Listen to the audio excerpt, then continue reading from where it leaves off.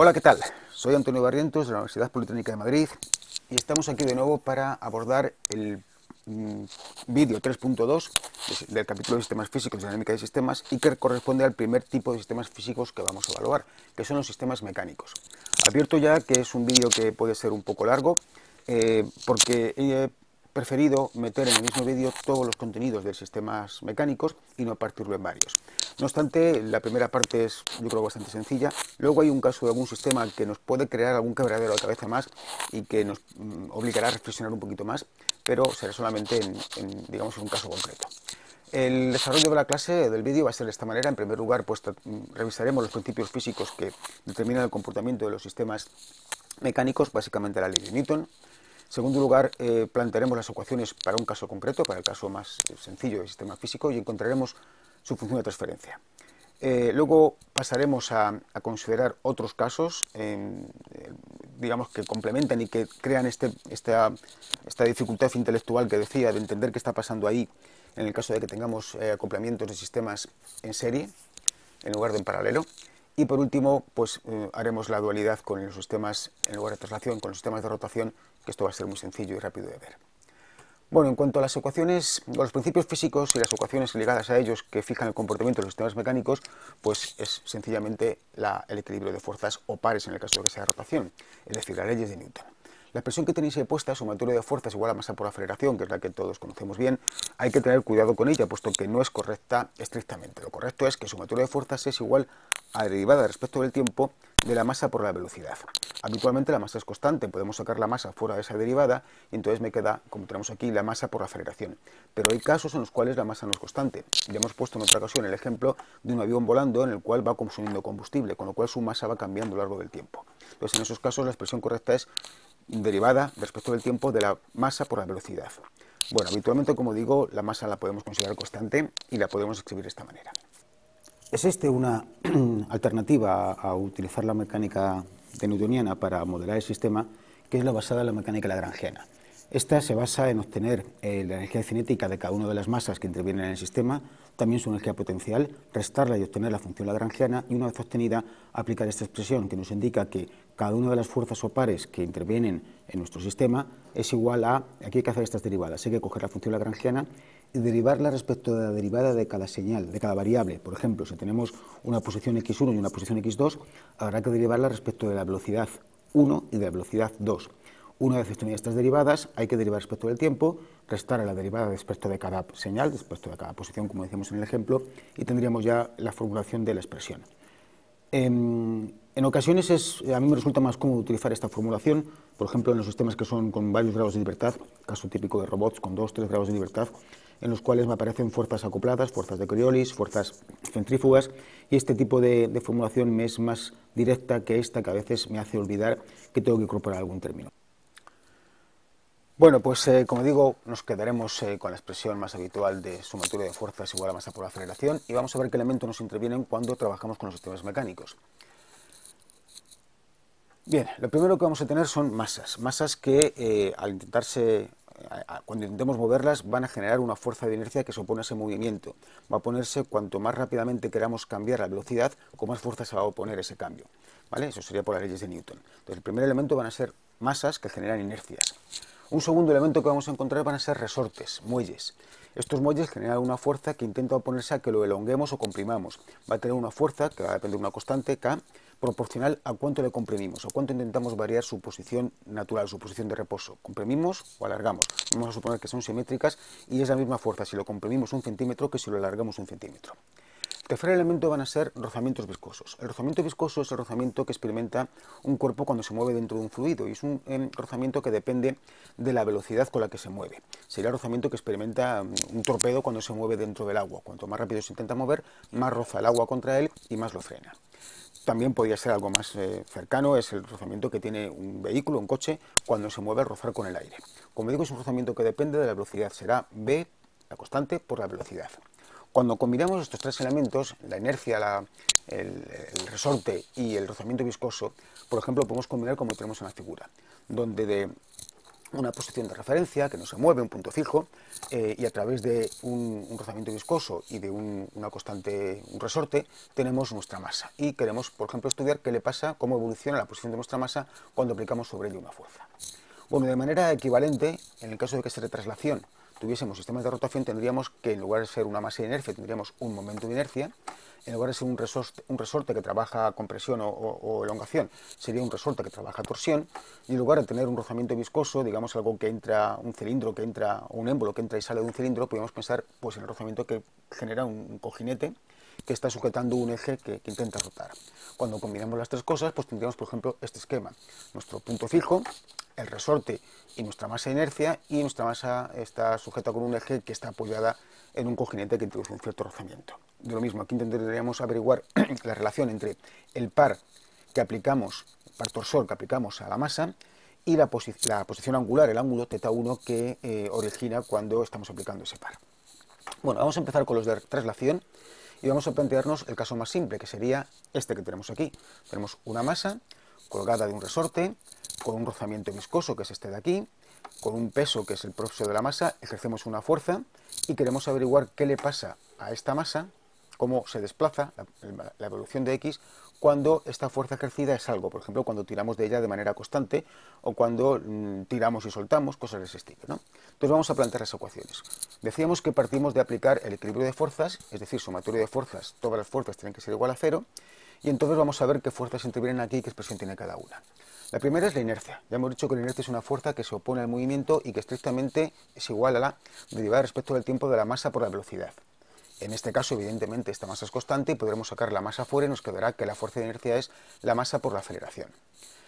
Bueno, la segunda es la fuerza del muelle, la fuerza elástica. Va a depender de una constante, K, y de cuánto hacemos variar su posición. Vamos a suponer que la posición de reposo, X, es igual a 0, medimos X desde la posición de reposo, entonces si estiramos el muelle tirando la masa hacia abajo, el muelle se va a poner con una fuerza que es K por X. También si comprimimos, se va a poner con una fuerza que será, como en este caso, si comprimimos la X será negativa, será una fuerza que ejerce el muelle que será menos K por X.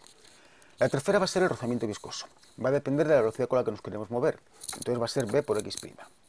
Tenemos además que está interviniendo la gravedad. La gravedad va a depender constante de mg, va hacia abajo, es esta expresión de aquí, y por último la fuerza que yo ejerza. Si yo aplico una fuerza explícitamente, voy y tiro de ella, le añado una masa, etcétera, para que pese más, pues tendré una fuerza genéricamente F de t. El equilibrio de todos ellos me da lugar a esto. Fijémonos un poquito en los signos. La fuerza F va hacia abajo, la fuerza que yo ejerzo. F va hacia abajo. El peso también va hacia abajo, como lo he puesto en el segundo miembro, le he puesto con signo negativo. Contrario a esta dirección de movimiento están la fuerza de inercia que se opone a él, la fuerza elástica que se opone a él y la fuerza de rozamiento que se opone a él, tal y como están las flechas aquí pintadas. Por eso los signos que tenemos en esta expresión. ¿De acuerdo? Entonces, esta es la ecuación diferencial que define el comportamiento de mi masa. Un par de comentarios. Ya hemos dicho el primero que genéricamente, en algunos otros casos, debemos de considerar que la masa va a ser, o no tiene por qué ser constante. Entonces, ojo en esos casos que habrá que usar esta expresión, ¿vale? Aquí sí, es constante y va a ser masa por aceleración. Segundo comentario es que a mí me suele resultar más intuitivo, en lugar de expresarlo de esta manera, expresarlo como he hecho aquí. Las fuerzas que yo que uso para actuar sobre el sistema, las fuerzas activas, las fuerzas que yo pongo al sistema, mis entradas a fin de cuentas, las igualo a las fuerzas que se oponen al movimiento. Entonces, he hecho esta expresión pues con esta reflexión, pero es exactamente lo mismo que tenemos aquí. Bueno, entonces, una vez hecho esto, lo siguiente que tenemos que hacer para seguir avanzando en nuestro proceso, en la metodología que dijimos en el primer vídeo, es coger esta ecuación y linearizarla. Vamos a linearizar esta ecuación.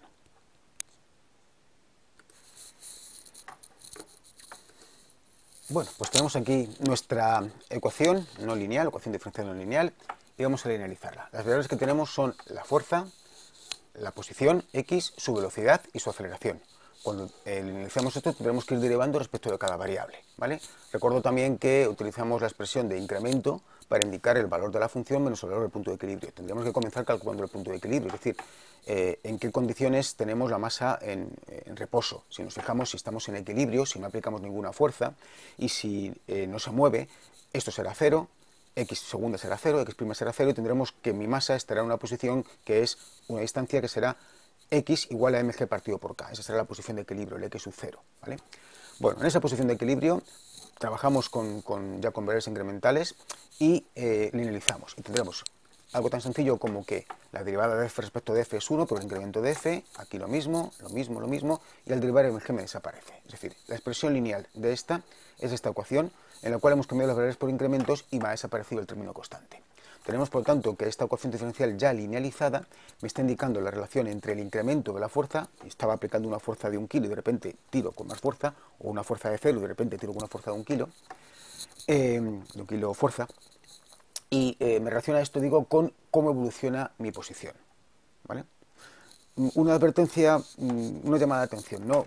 Muchas veces, por comodidad y también por agilidad a la hora de escribir, pues puede que no ponga estos incrementos, ¿vale? Es válido, pero no hay que olvidar que una vez que hemos linealizado, que hemos quitado en este caso la mg, mis variables son variables incrementales respecto al punto de trabajo. No lo olvidemos. Una cosa es que por agilizar un poco la escritura no lo pongamos, pero no olvidemos que en esta ecuación que pongo aquí ya estamos trabajando con variables incrementales. Bueno, pues a partir de aquí vamos a ir a la función de transferencia y para ello lo que tenemos que hacer a partir de mi ecuación, el primer paso es pasarla a Laplace. Es de nuevo muy sencillo, este es un ejemplo muy simple. Llamamos f de s a la transformada de Laplace del incremento de f de t y x de s a la transformada de Laplace del incremento de x de t. Utilizamos la propiedad de derivación en el tiempo y tendríamos que al pasar a Laplace esto, me queda esto de aquí. M por s cuadrado por x, más b por s y por x, más k por x, saco factor común y tengo esto. Esta es la transformada de Laplace de esta ecuación y solo busco la función de transferencia, que es la relación entre la transformada de Laplace de la salida x y de la entrada f, pues tendría esta expresión de aquí, esta de aquí arriba.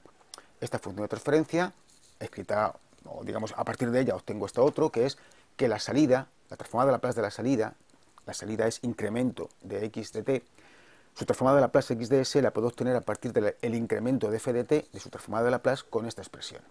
Esto es lo que en un bloque muy simple, en este caso, tendríamos como la relación entre la salida x y la entrada f en Laplace, esta expresión de aquí. ¿Para qué me es útil esto? Bueno, pues vamos a dar una pequeña anticipo de cómo haríamos análisis. Tengo esta relación, esta expresión de la transformada de Laplace de la salida, e imaginemos que a mí me interesa averiguar, para un caso concreto, de que la masa sea 1, b sea igual a 2, la gravedad la tomo 10, y me planteo qué pasa si cuelgo de repente una masa de 1 kilo, o mejor dicho, aplico una fuerza de 1 kilo fuerza, no de 1 newton, aplico una fuerza de 1 newton en el extremo, ¿qué le pasaría a la posición X? ¿Cuánto bajará? Evidentemente bajará, pero ¿hasta dónde bajará? Y otra pregunta que me puedo plantear es si esta evolución de la posición inicial a la final lo hará oscilando o no lo hará, o cómo o de qué va a depender para que oscile o no oscile. En concreto, la pregunta que me hacen es ¿cuánto tiene que valer esta constante del muelle para que no llegue a oscilar? Para que bajes de una manera progresiva y no tenga oscilaciones al final. Bueno, pues hacemos el siguiente análisis con las herramientas que ya tenemos. Para la primera pregunta, ¿cuánto bajará la masa X? ¿Cuánto se desplazará? ¿Cuánto será el incremento de X final? Sabemos que en reposo estamos diciendo que medimos desde esa posición y entonces la X vale 0 en reposo. Cuando colguemos o cuando apliquemos esta fuerza adicional, mi posición se desplazará un incremento de X. Y una vez parado, el incremento valdrá, os dejo pensar cómo calcularíamos cuánto vale finalmente, una vez que ha pasado un tiempo suficientemente largo como para que se pare, el incremento de X si mi F es bruscamente una unidad, por tanto es un escalón, le tengo puesto aquí, y consecuentemente mi X de S tiene esta transformada de Laplace. La pregunta es, ¿cuánto valdrá el incremento de X en infinito a partir de esta expresión? A ver cómo lo abordáis y qué os sale. Bueno, el modo de abordarlo es el teorema del valor final. Teorema del valor final. Le podemos aplicar, recordemos, siempre y cuando las raíces del denominador de s por x de s tengan parte real negativa. Si multiplicamos esto por s, me queda 1 partido por esto. Si k es positiva, la constante del muelle es positiva, y calculé las raíces de esto, veremos que siendo k positiva, esto siempre tiene raíces reales con parte real negativa. Luego sí podemos aplicar el teorema del valor final. Y al aplicarle, le aplicamos de esta manera. Este valor final, que es el límite cuando s tiende a infinito de incremento de x de t, equivale, esto es lo que dice el teorema, al límite cuando s tiende a 0 de s por x de s. Multiplicamos s por esta expresión de aquí, ¿vale? Y vemos que cuando s tiende a 0 me queda 1 partido por k.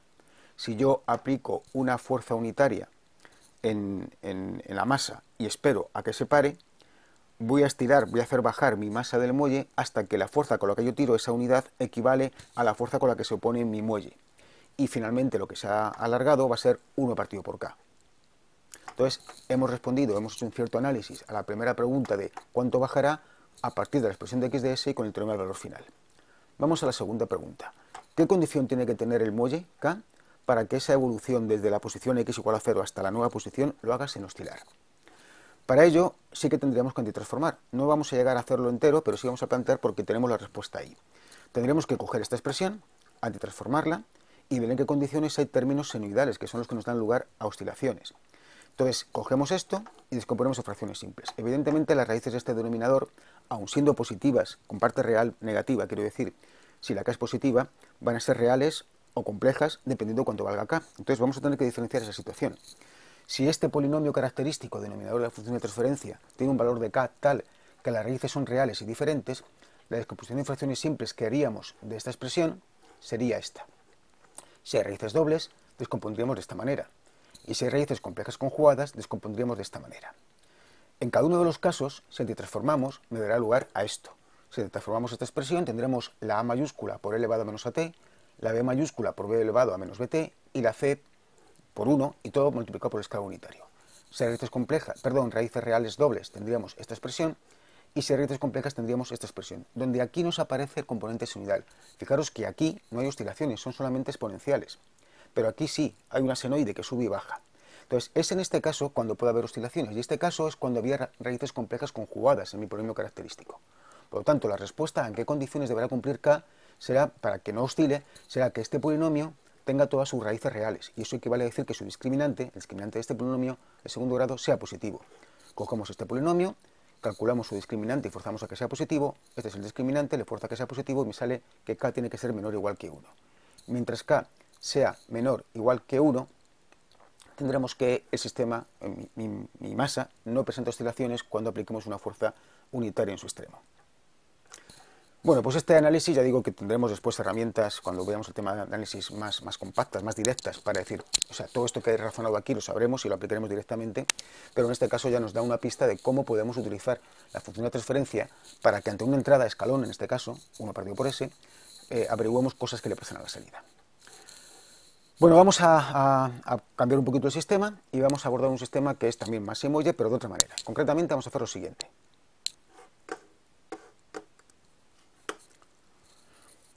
Bien, vamos a hacerlo en dos fases. Lo primero, vamos a trabajar con el mismo sistema que hemos tenido hasta ahora, es decir, la masa con el muelle colgada, pero la vamos a poner horizontal. Ya no interviene la gravedad.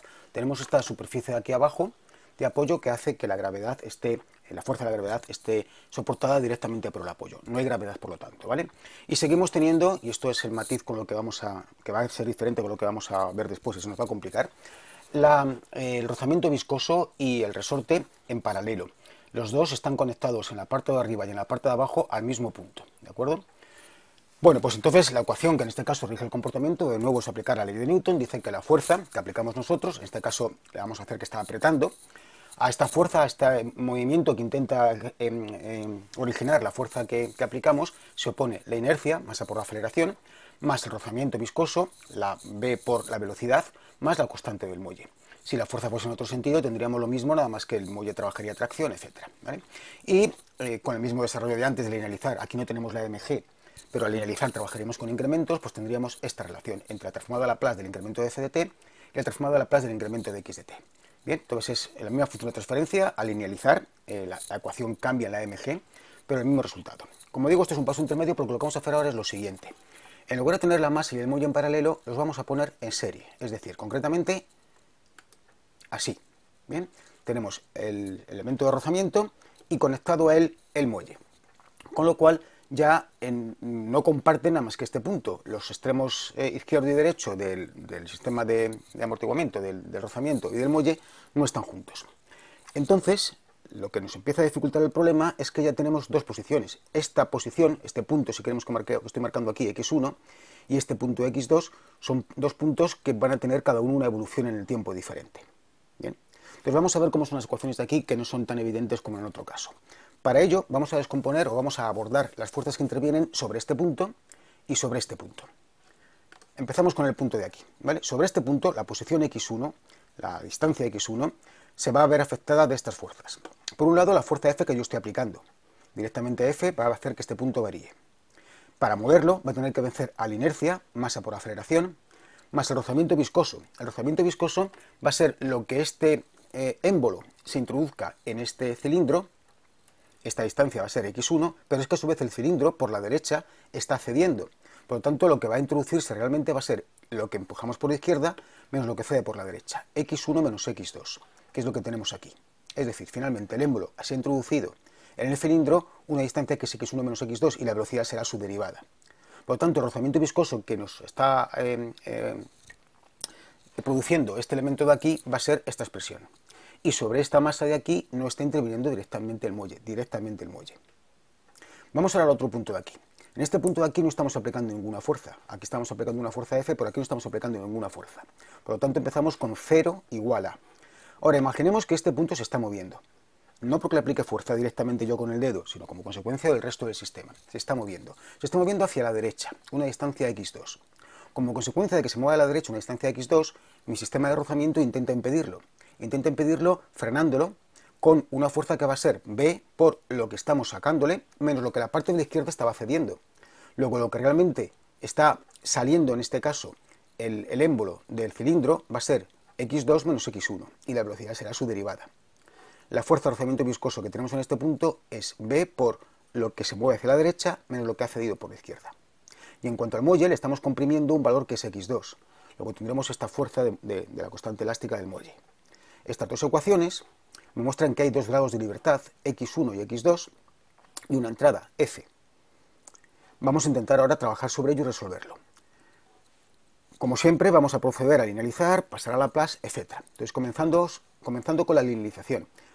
Al linealizar, todas mis variables se convertirán en incrementos. Es sencillo de linealizar, las ecuaciones son en principio todas lineales, no hay constantes. Luego todo lo que hago es directo, es cambiar las variables por sus variables incrementales. Pasamos ahora a Laplace.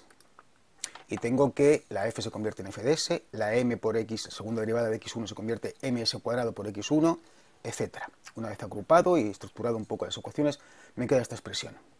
Y finalmente voy a eliminar, en principio, la variable x2 entre las dos ecuaciones, y para quedarme únicamente con una relación entre la fuerza F y la variable x1. Hago eso y me queda esta expresión, que es la función de transferencia entre x1 y F. Esto me da información de qué le va a pasar a la posición de la masa x1 cuando aplico F. Si lo pongo gráficamente con un bloque, me quedaría esta expresión de aquí, ¿vale?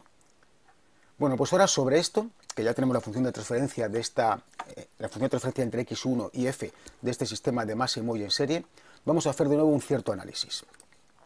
Me lo llevo aquí arriba y nos planteamos lo siguiente.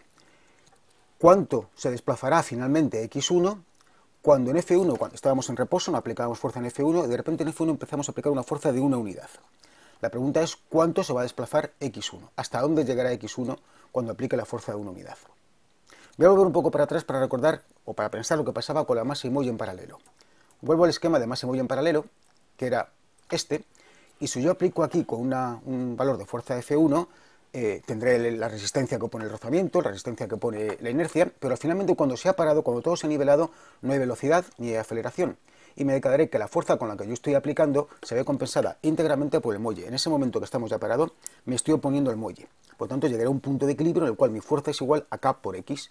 Cuando la fuerza 1 sea igual a K por X, es que la X será 1 partido por K y por lo tanto es lo que me voy a desplazar. ¿Qué pasa con mi sistema actual con la masa y el muelle en serie? Este que tenemos aquí.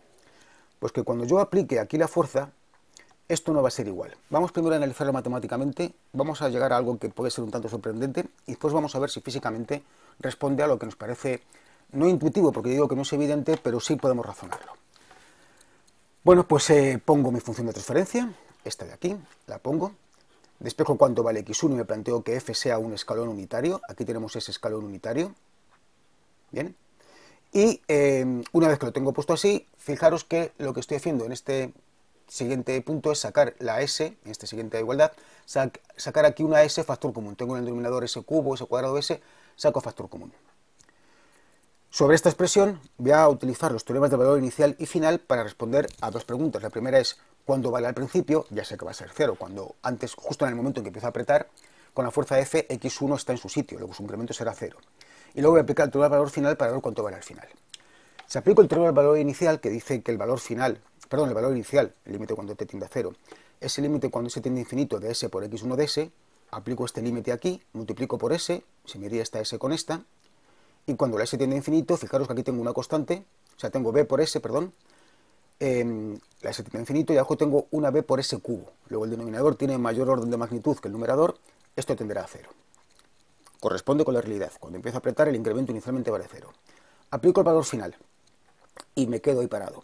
Me quedo parado porque recordar que decíamos que para poder aplicar el teorema del valor final era necesario que todas las raíces del denominador de s por x de s tuviesen parte real estrictamente negativa.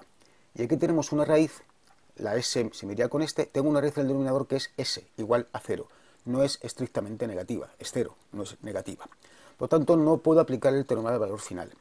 Y lo que me está diciendo esto, aunque nos parezca en principio sorprendente, es que si yo me pongo a apretar aquí con una fuerza constante, magnitud siempre la misma, una unidad, este punto no se va a parar. Se va a ir y se va a ir y se va a ir y se va a ir continuamente hacia, perdón, este punto de aquí, el x1.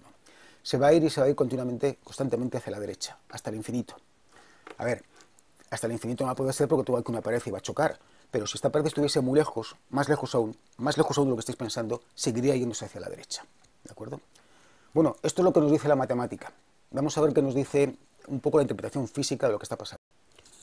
Para ello, lo que voy a hacer es redibujar ligeramente mi sistema, con un pequeño detalle. Bien, tenemos aquí la función de transferencia entre f y x1, la conclusión a la que hemos llegado de que no podemos aplicar el teorema del valor final porque mi x1 va a variar hasta el infinito, va a irse hacia la derecha hasta el infinito, y el dibujo lo he modificado en los siguientes términos. Esta parte que reflejaba la carcasa de mi elemento de rozamiento le he puesto con longitud infinita, dando a entender con ello que tenemos todo el recorrido que queramos, infinito, de mi émbolo, para moverse hacia la derecha. No va a chocar nunca contra la culata. Cuando yo aplique la fuerza F, esto se empezará a mover, el rozamiento que hay entre el émbolo y la carcasa arrastrará a la carcasa quiere decir que x2 variará, porque hay una fuerza de arrastre, y esa fuerza de arrastre en un momento determinado se equilibrará con la fuerza del muelle, con la k por x2. Cuando esas dos fuerzas estén equilibradas, lo que entiendo que va a ocurrir, ahora lo voy a comprobar, es que x2 se quedará quieto, y esto seguirá avanzando hacia la derecha con una fuerza de rozamiento debida a una velocidad que equivale a la fuerza F. Pero esa fuerza que se mantiene en base al rozamiento que hay entre ambos no impedirá que esto siga avanzando y avanzando continuamente hacia la derecha. Vamos a ver entonces qué le pasa a x2. Ya hemos visto que x1 crece indefinidamente hacia la derecha. Vamos a ver si x2 se queda parado y para eso vamos a aplicar el teorema del valor final a la relación o a la expresión de x2 de s. Vamos para ello a encontrar cuánto vale x2 de s. Es decir, vamos a tener que encontrar la relación entre x2, no x1, sino x2 y f. Para eso tendría que volver a encontrar la función de transferencia, pero en esta ocasión lo tengo más fácil, porque ya tengo la función entre f, mejor dicho, entre x1 y f, que es esta de aquí, y también había obtenido, cuando he desarrollado mis ecuaciones, la relación entre x1 y x2, que era esta expresión de aquí. De aquí despejo cuánto vale x1 en función de x2, sustituyo x1 en esta expresión de aquí, y me queda que x2 vale la f, que es 1 partido por s, que es un escalón, por todo esto de aquí. Aquí vemos que podemos quitar esta bsk con esta bsk, esta s con esta s, y tenemos finalmente esta expresión de x de s. Su antitransformada me dará lugar a cuánto vale x2 en el tiempo, o incremento de x2, pero a mí en este momento me basta, me conformo con saber dónde se queda parado, hasta dónde va a llegar x2. Hago la comprobación de que las raíces del denominador de s por x2 de s son todas reales, son todas con parte real estrictamente negativa, y sí, si m, b y k son positivos, la masa es positiva, el rozamiento es positivo y la constante de muelle es positiva, si eso hacéis una pequeña cuenta del polígono de segundo grado, veréis que en esas condiciones la parte real de estas raíces es positiva. Entonces, bajo esas condiciones lo puedo aplicar, aplico el teorema del valor final a esta expresión y vemos que x2 se mueve hacia la derecha hasta un valor de 1 partido por k. ¿Vale? Entonces, el resultado es que cuando yo aplico una fuerza F a mi masa muelle en serie, el punto x2 se desplazará finalmente hasta 1 partido por k y el punto x1 seguirá y seguirá recorriendo. Una vez más, olvidemos el dibujo físico que he pintado aquí, olvidemos que esto tiene un tope, imaginemos que esto realmente es un rozamiento con el suelo y que este muelle tiene una longitud muy larga, de valor k, pero muy larga, y le voy a poder seguir empujando siempre. Su extremo se quedará en un sitio parado, el rozamiento seguirá por aquí apareciendo y x2 se quedará equilibrado con la fuerza, la posición de x2 se quedará equilibrado por la fuerza del muelle. Bien, Último punto de este capítulo.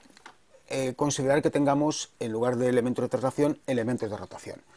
En ese caso, la masa se convierte en momento de inercia, el rozamiento es un rozamiento a la rotación, y el muelle se convierte en un resorte a la torsión.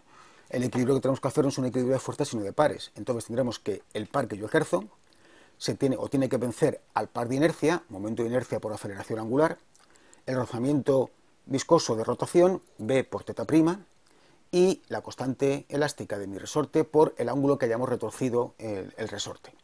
De esta expresión de aquí, linealizamos, pasamos a Laplace y obtenemos esta relación, ¿de acuerdo? Que es equivalente a la que teníamos con el de traslación, pero cambiando masa por inercias, etc. Muchas veces en los sistemas de rotación, que son sistemas que se mueven, por ejemplo, mediante un motor, nos vamos a encontrar con engranajes, con reductores. Conviene hacer un recordatorio de cómo funciona un reductor. Un reductor tiene un par de entrada, un ángulo de entrada y un par de salida y un ángulo de salida. Hay un número de dientes en el piñón de entrada y un número de dientes en el piñón de salida, o lo que es lo mismo, un radio en el piñón de entrada y un radio en el piñón de salida. En un reductor se conserva la potencia es el par por la velocidad. El par por la velocidad a la entrada es igual al par por la velocidad a la salida. También la relación entre dientes me relaciona las posiciones o las velocidades de entrada y salida. El ángulo que ha girado la entrada por su número de dientes es igual al ángulo que ha girado la salida por el número de dientes. Lo mismo podemos decir con velocidad. La velocidad que da la entrada por el número de dientes es la velocidad que da la salida, esta de aquí, por su número de dientes. Bueno, si establecemos esas relaciones entre las velocidades o los ángulos, o lo que es lo inverso entre los pares y los números de dientes, o la relación de reducción, tenemos serie de relaciones en un reductor. La velocidad de entrada entre velocidad de salida es igual al número de dientes de entrada entre el número de dientes de salida, o relación de reducción. Si las velocidades aumentan, los pares disminuyen, van a la inversa. Aquí tenemos el 1 y aquí el 2. Siempre se conserva el producto de θ'1 por P1 es igual a θ'2 por P2. Las potencias se mantienen, como en un transformador. Bueno, pues con esto, este capítulo que es esta parte de sistemas físicos, de sistemas mecánicos, que como ya dije al principio, sale un poco más largo que otros vídeos, pues con esto cubrimos los sistemas físicos mecánicos. Tendremos habrá oportunidad de hacer algún ejercicio al final, creo que es en el vídeo antepenúltimo, sobre un sistema físico concreto, real, y con esto, digamos, tendremos suficiente material como para entender cómo funcionan los sistemas físicos mecánicos.